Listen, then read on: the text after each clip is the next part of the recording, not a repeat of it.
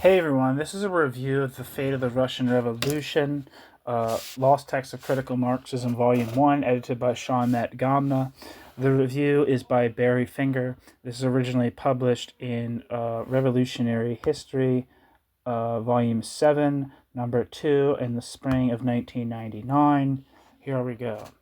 The purpose of this ambitious volume is to acquaint the socialist public with the living political legacy of the Workers' Party / Independent Socialist League, a Marxist tendency which never amounted to more than a few hundred members, which endured for less than 20 years, and which led no revolutionary insurrections.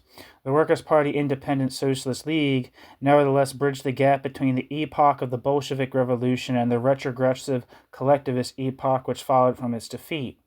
It germinated as a minority tendency within the Trotskyist movement and came fully into its own by formulating an unabashed and full-throated defense of revolutionary socialism, free of the fatuous and still fashionable insistence that Stalinism was the inevitable outcome of Leninism, and offered the struggle against Stalinism, in the words of Max Shachtman, the leading political personality of the movement, quote, a theoretically unassailable basis, and a political program that rested on international socialism, end quote.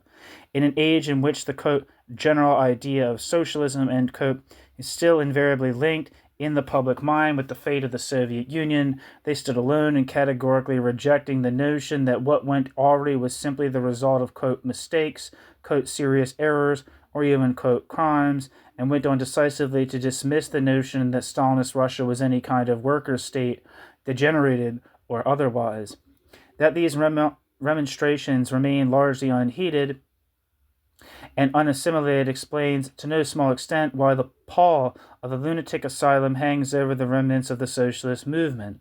The endless, unintentionally self-mocking pronunciations of the, quote, crisis of capitalism, end quote, issued in the teeth not only of socialism's own unrelieved political failures, but against its own deepening moral and theoretical bankruptcies, is unwitting testimony to the continued relevance of the groundbreaking work of the, quote, Shachtmanites, for the larger failures of socialism are attributable to issues other than that of mere inadequate reality contact.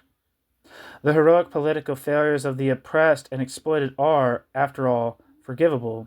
The unbroken record of complicity of the non-Stalinist left in making alibis for, rationalizing and defending totalitarian barbarism to the oppressed and the exploited, whilst coyly holding its nose, a project a bit less heroic. Whilst coyly holding its nose, a project a bit less heroic is not. If Stalinism perverted the most liberating doctrines and noble instincts of humanity into a means of enslavement, and for a while marched relentlessly ahead on that basis, the erstwhile non-Stalinists of the left were reduced to wringing their hands and shaking their heads balefully at the dialectical way, quote, history chose to march forward. And marching forward is exactly what history is said to have done when Stalinism advanced.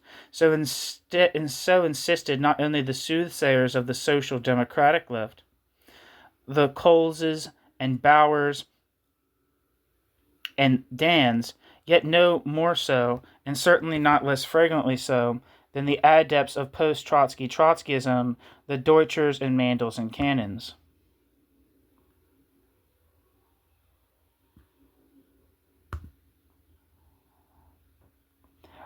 The stormy spectacle of doctrinal hair-splitting and organizational reconfiguration with which official, quote, Trotskyism greeted Stalinism as advance measured little beyond the geometrically precise degree of accommodation with which this or that orientation was willing to greet Stalinist imperialism or its national manifestations.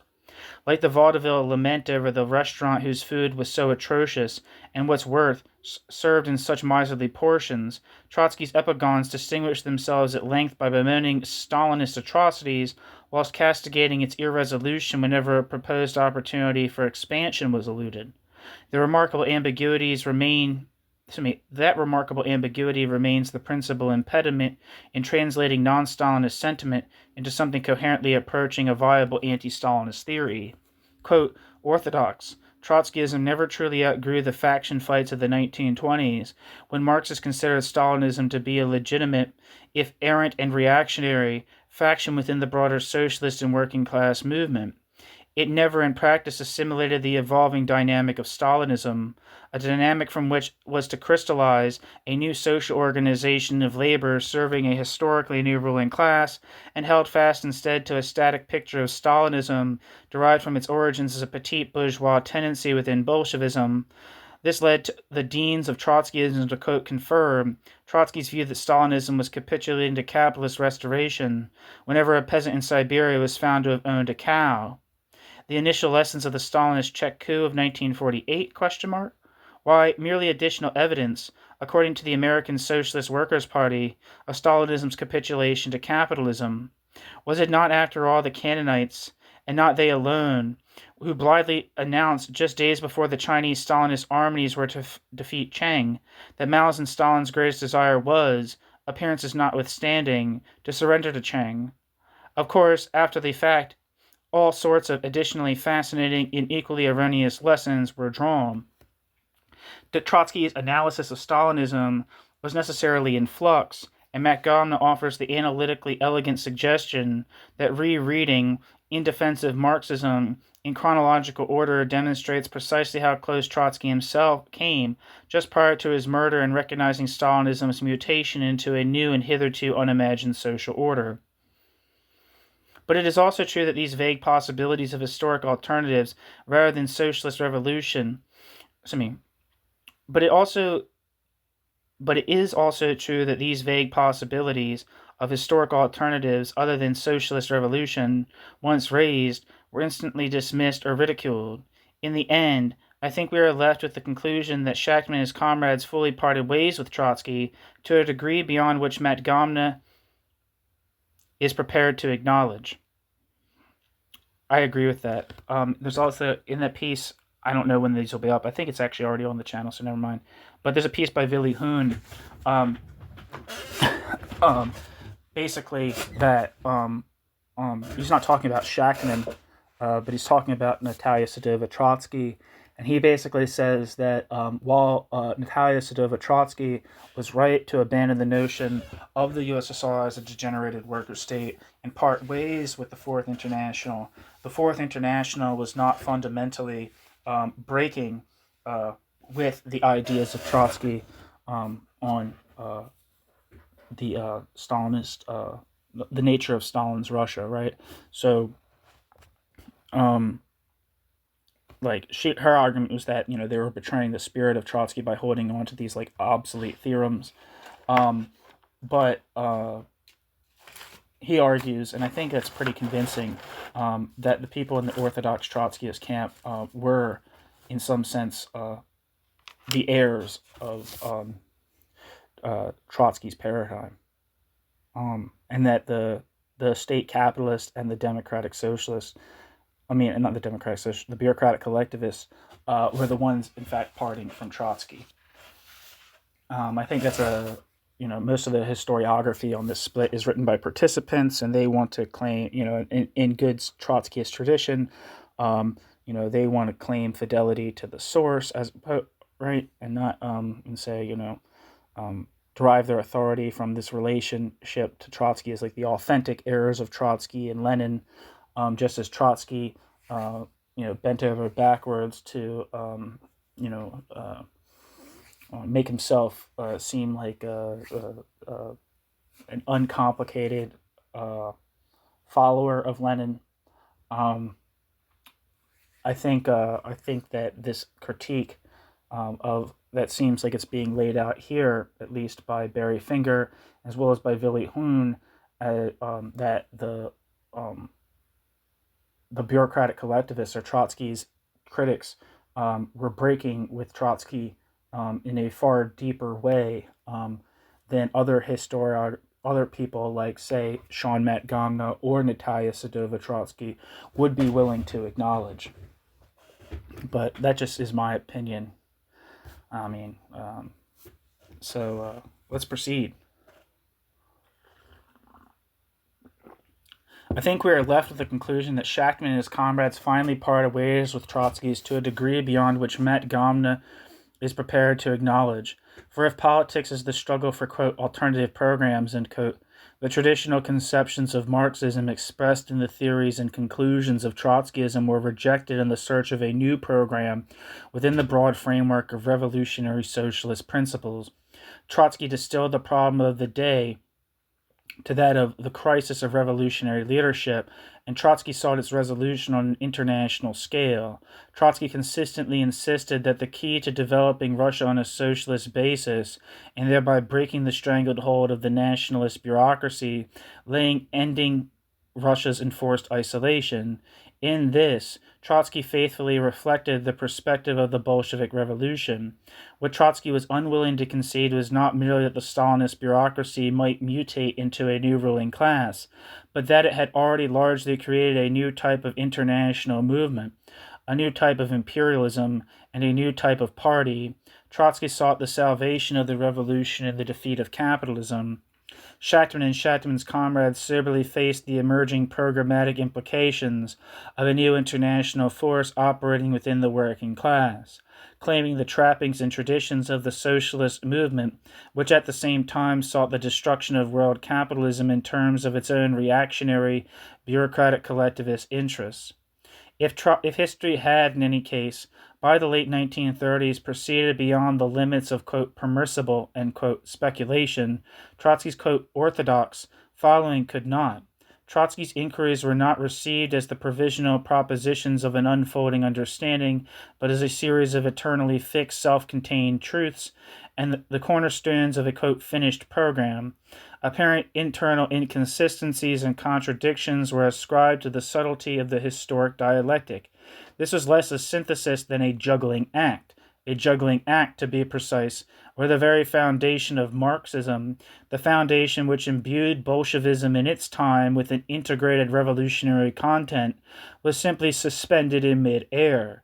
Thus Stalinism was at once the bureaucratic guardian, or night watchman, of the gains of October, whose privileges were derived from the defense of state industry and planned economy, the wavering capitulator to capitalism, and above all a bureaucratic growth in the labor movement, bisymmetrical with other forms of reformist socialism, different only in that it emerged out of and leaned on a workers' state. And this contributed to the summary judgment of Stalinism as narrow, conservative, and provincial, whose economic and social structures were incompatible with imperialist expansion, and whose internal frailties and limited life expectancy precluded its playing an independent historical role. Stalinism could only be understood, and indeed it was for Trotsky, the responsibility of socialists to insist on an understanding of Stalinism solely within the traditional language and analysis of the bipolar world of classical Marxism. So much the worse for Marxism, for wherever else Trotsky's investigations led him, Trotsky left unquestioned the theoretical viewpoint of the 1924 opposition, that the Soviet Union represented a, quote, degenerated workers' state, end quote, and that the responsibility of the revolutionary socialists everywhere was to defend that state if threatened by war or intervention. But whereas the revolutionary movement could still make the case in 1924 that, despite draconian inroads against democracy, workers still tacitly exercised considerable control over the conditions of social life through elective bodies in the Soviets, trade unions, and cooperatives, the consolidation of bureaucratic power extinguished these remnants of revolutionary rule, and in so doing fundamentally transformed the revolutionary responsibilities of the left. The original program of the left aimed to reform and thereby salvage the gains of the revolution by means of an invigoration, extension, and deepening of workers' democracy, by reining in the bureaucracy and subjecting it to decisive subordination under party authority. Yet the society that Trotsky fought to revive was simply a different order and conception of humanity than that which Trotsky ultimately confronted in Stalinist Russia. And so too did Trotsky tacitly acquiesce to this judgment by dropping the, quote, reformist strategy of laboring to redirect the communist movement, invoking instead the need for a political revolution predicated on a new international.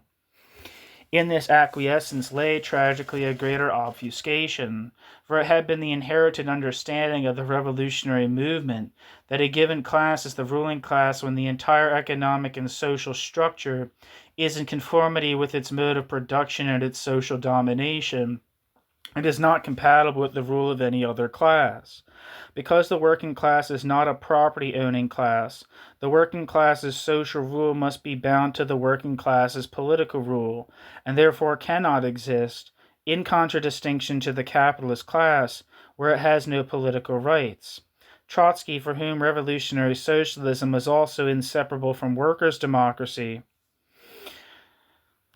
which is, in my opinion, highly debatable. If you read any of Trotsky's writings from the early 1920s and the period after the Russian Revolution, um, workers' democracy fundamentally for Trotsky, democracy within the Bolshevik Party, and even that was highly reined in by Trotsky, who supported the banning of factions. Trotsky, for whom revolutionary socialism was inseparable from workers' democracy, was forced into the untenable position of offering unconditional defense to a society where the political mechanisms of working class social domination had been irrevocably obliterated and replaced by a socially autonomous bureaucracy. Thus, the dilemma to abandon the cause of revolutionary defensism or to revise the criteria upon which the judgment of Soviet Russia as a worker state had crucially rested. Trotsky, who better than any contemporary had demonstrated that Stalinist Russia, by reason of Stalinist Russia's politics, policies, and activities, by its internal structure and world strategies, was a mortal enemy of socialism and the working class everywhere, stumbled disastrously towards the latter alternative.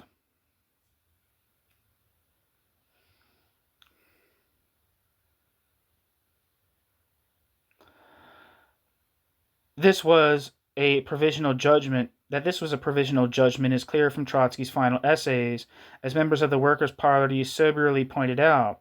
But for his followers in the Socialist Workers' Party majority, the defense of the Soviet Union was now to rest on the existence of nationalized industry and state planning or juridical forms rather than the unexamined exploitative property relations. Socialism was no longer immutably identified with democracy, a workers' state with workers' power. Russia was a workers' state in which the workers exercised their social dominance, as it were, from jail. When Stalinism at the end of the war expanded Stalinism's domain by dint of bayonet and coup, Trotsky's followers initially pronounced these satellites as reactionary police states, incapable of implementing progressive anti-capitalist measures. After their economies were taken under a bureaucratic wing, replicating Stalinist Russia in every essential detail, other, that is, than in having overthrown a workers' revolution, these same, quote, revolutionaries demonstrated heretofore unknown abilities for innovative social theory. By this time, a bankrupt clique, thoroughly permeated by a bureaucratic mentality, Fourth Internationalists declared yesterday's reactionary Bonapartist police states to be worker states of a new kind, deformed perhaps, but a genuine article nonetheless. If, quote, workers' states could be fashioned entirely from above and maintained without the participation of the masses, and even against the masses' expressed desires, if such transformative measures were, quote, progressive, anti-capitalist actions, the gap between Trotskyism and Stalinism had become appreciably narrowed. Every venue of accommodation could now be thrown open. The Workers' Party Independent Socialist League operated from an entirely different understanding. The rise of Stalinism was situated within the broader disintegrative tendencies of interwar society. Unable to resolve the once acute, now chronic problems of mass poverty and unemployment on a capitalist basis through accumulation, unable, that is, to rationalize the technological advances which capitalism itself engendered, a vacuum was created. The working class, which Marxists have always looked to as the force uniquely qualified to fill that vacuum, proved unable to mobilize its forces and to emancipate society.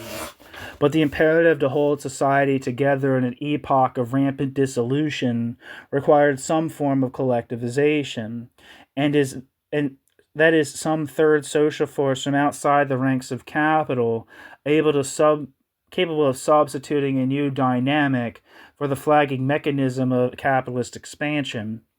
That need was answered through the pervasive growth of the state bureaucracy, of bureaucratic controls and regulations supplanting the market as a method of allocating resources and distributing the social product. These tendencies necessarily operated on a world scale, though at different, uneven, and hybrid stages of completion, directed by technocratic and managerial elites, products of capitalism, as is the working class, but unable to express their will through the fusion of political and economic democracy. These tendencies could only be realized in the form of minority domination from above. Whatever problems may have been rationalized by the exercise of bureaucratic collectivization, whatever problems may have been rationalized by the exercise of bureaucratic collectivization, the resulting social stabilization was secured without the exercise of any new power or expanded participation of the working masses in the life of society. The means of production exchange which fell to the disposal of the state under such circumstances could be collectivized, but not socialized. The rise of the state bureaucracy is a social tendency necessarily operated through different social channels throughout the capitalist world. It had as its precondition, however, the partial analysis of capital, coupled with a pervasive sense of weakness on the part of the working class, a weakness wherein self-awareness, socialist consciousness, was replaced by bureaucratic dependency. But where managerial elements in the West moved in this direction, they are constrained by their direct ties with the immediate capitalist interests. As soon as individual members of the bureaucracy acquire sufficient capital, they are reabsorbed into the existing network of class relations. By siphoning off promising members of the state bureaucracy and depositing its rejects therein, the private sector temporizes the appetites of the state and paralyzes its effectiveness. The revolving door between the state and capitalist managerial functionaries, to the extent that it remains well lubricated, blunts the rise of an independent bureaucratic class consciousness and thereby limits the scope of its social vision. Bureaucratic tendencies operating within an existing bourgeois context therefore necessarily operate in a contradictory fashion. They bind capitalism together and to that extent act as the implementers of capitalist interest, whilst bearing the as yet unrealized seeds of an alternative formation. The Stalinist revolution was the extrapolation of the existing disintegrative tendencies of interwar capitalism brought to fruition. Post-revolutionary Russia, though revived by the limited capitalist openings of the new economic policy, found itself unable to advance by capitalist methods and yet equally unable to modernize on a socialist basis due to the enforced isolation of the revolution. Those elements latent in Russian society, technical and professional personnel no longer able to vouchsafe their privileges through service to capital, coalesce to positions of bureaucratic power in a milieu virtually absent of external constraint beyond the enfeebled resistance of a war-weary working class. When these last vestiges of independent organized working class power and decisive and influence were broken with the bloody suppression of the Bukharinites and the left opposition, the bureaucracy was able to constitute itself as a ruling class in every significant sense of the term. This bureaucracy was, quote, no longer the controlled and revocable, quote, managers and superintendents, end quote, employed by the worker state in the party. The apparatus, the industries, the army, the unions, the fields, but the owners and controllers of the state, which is in turn the repository of collectivized property and thereby the employer of all hired hands, the mass of the workers, above all included, end quote. I don't know what that quote's from. The new ruling class administered the property forms created by the revolution, but by transforming the property forms into a vast apparatus of bureaucratic power and exploitation, they drained them of their emancipatory purpose.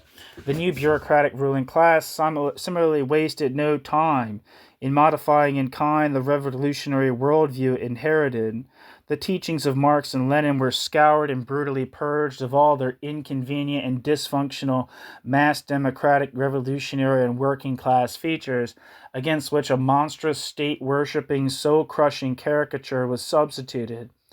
This new housebroken ideology became, in short order, a powerful ancillary statement in the perpetual cleansing and self-cleansing from the ranks of the Stalin turn of any who betrayed even the barest potential for independent thought or action. Stalinism, which relentlessly waged its political war simultaneously on the national, international, and ideological fronts, established itself as one of the most virulently class-conscious and expansive of all reactionary ruling classes. It had its mass movements everywhere and successfully made a powerful appeal to the wretched and exploited of the underdeveloped capitalist world on the basis, not of its grotesque ideological formulations, but by virtue of its demonstrated commitment to an anti-capitalist program. Stalinism fostered and distorted the revolt against capitalism, and for quite some time successfully rode its wake. Yet the economic, quote, freedom that Stalinism offered was nothing but a cynical cover for the brutal reality of another form of oppression and domination. For Communist Party leaders and bureaucrats abroad, service in the interests of the Stalinist bureaucracy was the unavoidable means of advancing their own aspirations to become a national ruling class in the image of their sponsors. That is why the Workers' Party Independent Socialist League held the resolute conviction that such parties were not merely the ideological agents of Stalinism, as Social Democrats are of capitalism, for they, unlike the Social Democrats with respect to capitalism, could not realistically be expected to preserve the organizational independence of working-class institutions under Stalinist conditions, and under capitalist conditions they could only be expected to wage or participate in working-class struggles to the extent to which the conjunctural interests of the Kremlin were served by such actions. Where Stalinists were aligned with New Deal capitalism, as they were during the Second World War, or where they had limited potential for gaining control over revolutionary events, such as in the Paris uprising of 1968, the Stalinist movement advanced or preserved its own interests by sabotaging working class interests. The Stalinists were, in the oft-repeated phrase of the Workers' Party Independent Socialist League, a, quote, reactionary, totalitarian, anti-bourgeois, and anti-proletarian current in the labor movement, but not of the labor movement, end quote. The oft-repeated phrase of the Workers' Party Independent Socialist League. But this already takes us far afield from the subject of Volume 1 of this compelling undertaking. It can only be hoped that this, amongst other aspects of the comprehensive reconstruction of the socialist project that the, quote, Shachtmanites pioneered, can be continued in forthcoming editions. In its time, the Workers' Party Independent Socialist League aspired to mobilize the third camp in its own name and under its own political banner, completely independent of the two war camps. Freed of Stalinism as a menacing world force, the vestigial progressive community, there is no socialist working class, no revolutionary movement as Trotsky or even Shachtman knew it. It is today so thoroughly infected by the patterns of bureaucratic thought and habit which are the legacy of Popular Front Stalinism, that this volume cannot of necessity be directed to them. Its great strength and significance lies as a tool for educating those who aspire to something other than permanent sectarian status at the boundaries of politics, those who intend to engage this broader leftish public with the ideas and ideals of revolutionary socialism, fully determined to avoid rerunning the last reel of history and moving on to the next.